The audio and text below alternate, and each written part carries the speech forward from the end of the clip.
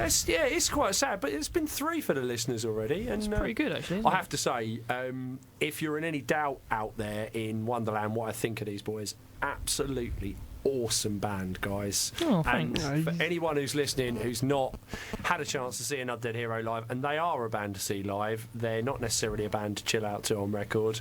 You want to see them live because that's where you see how great musicians they truly are. They really are very, very good. You make me blush. It's nice to see people doing art for art's sake as well as people doing really good music, you know, and it's nice to see any band that enjoys playing their music. So we do enjoy it. It's good to have you. Good fun. It is good to have you on board for that reason. Another question for you. Jack Collins. Hello. Biggest influences. I think we went through Tool and Pink Floyd, didn't we, and King Crimson? Yeah. I think there's other subtle influences in there that maybe mighty Black Sabbath, of course. It's probably that's not really one of subtle, our biggest, to be honest. No, it's not. That's probably one of our biggest influences, to be honest. There's too many to mention. Yeah. I can imagine, really, because there's quite a lot of subtleties to your music as well that people don't always hear, and like I say, you do get those live.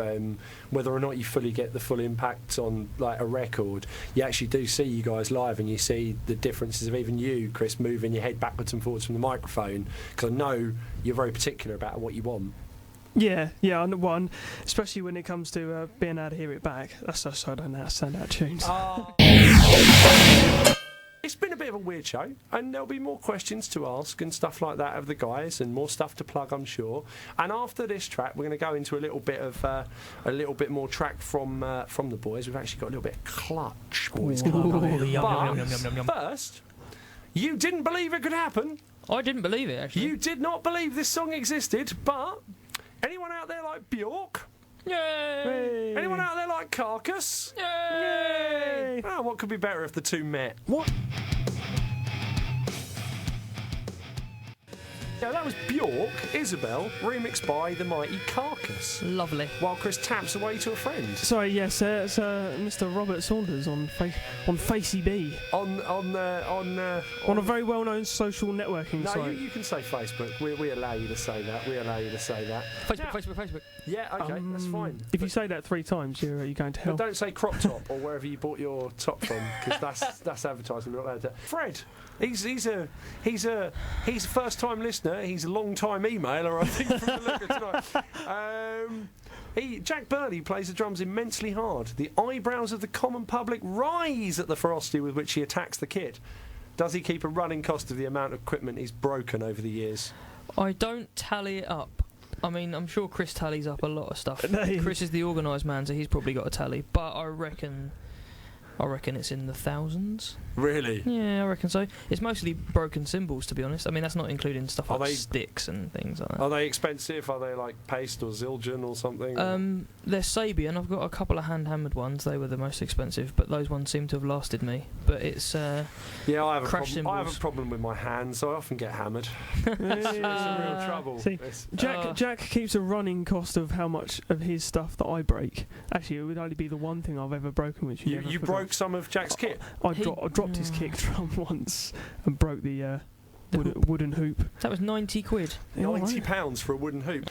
And was it one of them that chose this next track? It was a Mr. Robert Saunders, and I think we all probably guessed it was going to be this band before he'd even told us what his song choice was. Yeah, definitely. No, so Rob has chosen this. This is Rob Saunders, yes, he has chosen this. This is Escape from the Prison Planet. Escape from the Prison Planet. That's because I'm reading. I shouldn't we'll be reading off the We'll paper. make a DJ out of you yet, mate. Escape from the Prison Planet by Clutch.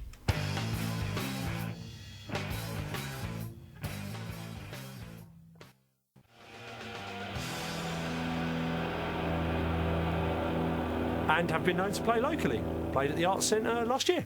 That was a wonderful gig. It was really, really good. Was it really good? I can't remember who the support were. Kylisa? Yes, it was. I think I may have missed them. I think caught the end of the last song. Kylisa, awesome band. The only live band I currently know other than Slipknot with 2 actual live drummers, and you can't really count Slipknot as having 2 actual live drummers, really, because a man smacking a baseball bat into an oil drum I don't think's a live drummer. It's more percussive. It's percussive. The Melvins are good for the 2-drummer thing. Yeah. Do the Melvins have 2 drummers? They do now. At All Tomorrow's parties, they ended their set, I think, with 4 drummers, actually, with 4 drum kits. That's a very Melvins thing to do, isn't Beautiful. it, really? Wonderful. The boys are chatting to the other 2 members of the band via the wonders of the internet. Yes, the interweb, communicating with Mr. Robert Saunders. Ah, and he's saying it's very weird to hear, because normally you guys practice on a Thursday, don't you? We do, yes. Practice at a local studio in Whittam. Are we allowed to say the name of the studio? Yeah, you can say the Is name. it Stag Studios? Yeah, Stag Studios. Yep, Do a lot of bands there. Yeah, and we've practiced there since it opened 8 years ago. So A long old time ago. Yeah. So you practice every week without fail? Almost every week. Unless If we have to cancel one, we tend to book one in its place. But it depends, I guess. Would you say that's? Would you say you're a band with a sort of obsession for your accuracy then, or because you?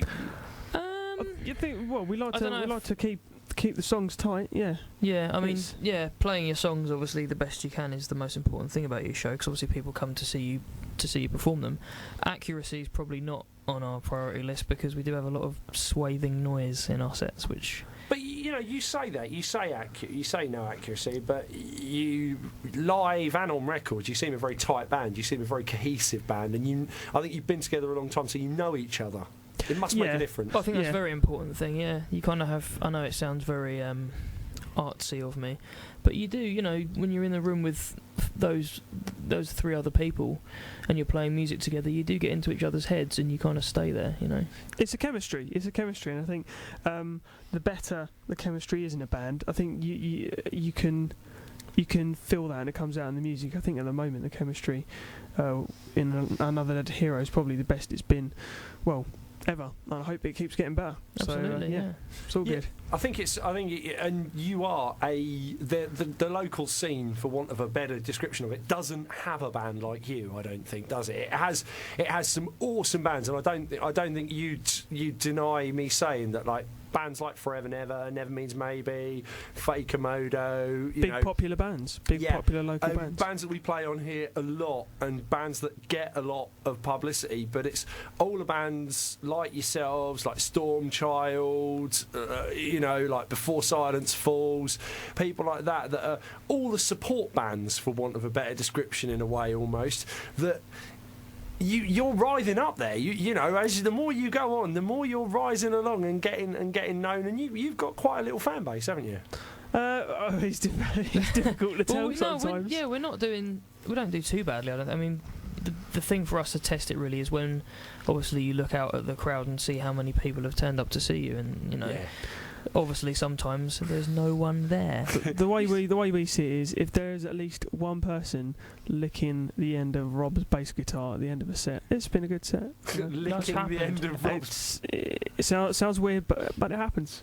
What, more often someone than has not. Actually licked Rob's bass guitar? Yes, and that's not a euphemism. That's an actual an actual occurrence. I'd say he. I've given it away now. They're unique in their very own way. He's the guitar licker. Either that, or he's a guitar mystery shopper, and he just happened to be there. Gave the guitar a quick lick and thought, I'll just note that down. He's off to the next place. Gonna report it to Mr. Fender, yeah, it was a bit salty, that one. That's not. So, would you say? I mean, is that then? If I can ask it, is that the weirdest thing that's ever happened to you? What's the weirdest thing that's ever happened to you at a gig? The weirdest thing that I think has to be polite. Can't involve Russian girls exposing. It doesn't for me anyway. It does involve ladies. Good times. I like the sound of this already. Carry on. It was. We were playing in a unique festival called Melkfest in London. That's a very good festival, and it's a shame it's not on anymore. Yes. What was it called? It's called Melkfest. It was started by a guy called Malcolm, who decided that for his birthday he would hold a festival in his end of terrace house in southeast London. And sounds like a squat party. It was amazing. It was madness, and we just finished. I think we'd just finished playing our set, and we were out just outside the house, and we were looking around, and then all of a sudden there was a flat opposite that was completely on fire. It was burning down to the ground, and then these two girls who were scantily clad in their nightgowns came out of nowhere. Lovely. Yeah, they were lovely, and they came out of nowhere, looked at it and went, "Oh no, that's our flat." And then Malcolm, the host of the festival, invited them to his house and looked after these two lovely young ladies. You've never seen so many men all at once jump up and go, "Oh, do you want my coat? Do you want my coat? No, have my coat." Never thought I'd see a building burned down and a scantily clad lady in the same place at the same time. That is like if there was beer involved in that scenario, that would almost be my heaven. I think there might have even been. There was beer. There was beer. And the crazy world of Arthur Brown's Fire was playing in the background, or the D. Crooks cover version that would have been earlier. That I think would have been beyond weird. If it just truly epic. Good timing.